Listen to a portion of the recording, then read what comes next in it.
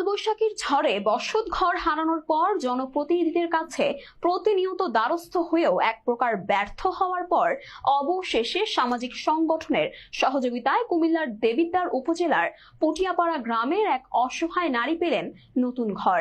শুক্রবার বিকেল 5টার সময় যুব সমাজ কল্যাণ সংগঠনের পক্ষ থেকে নতুন ঘরের সরঞ্জাম তার হাতে তুলে দেওয়া হয়। ঘর বিতরণ অনুষ্ঠানে উপস্থিত ছিলেন সংগঠনের সভাপতি রুহুল আমিন, সাধারণ সম্পাদক কামরুজ্জামান শুভ, সাংগঠনিক সম্পাদক সাইফুল ইসলাম সহ অন্যান্যরা। সংগঠনের সদস্যরা জানান, অসহায় হতদরিদ্র মানুষের সেবায় সবসময় কাজ করে যাচ্ছে। আগামীতে এই ধারা অব্যাহত থাকবে। আমি কইলাম না, মেম্বার চেয়ারম্যানের কাছে গেছি, যাইয়া এরপরে আমার বাইফুতের ঘরে নাতিরা সবাই মিল্লা আমারে তারারও আমি তারা লেগে দোয়া করি।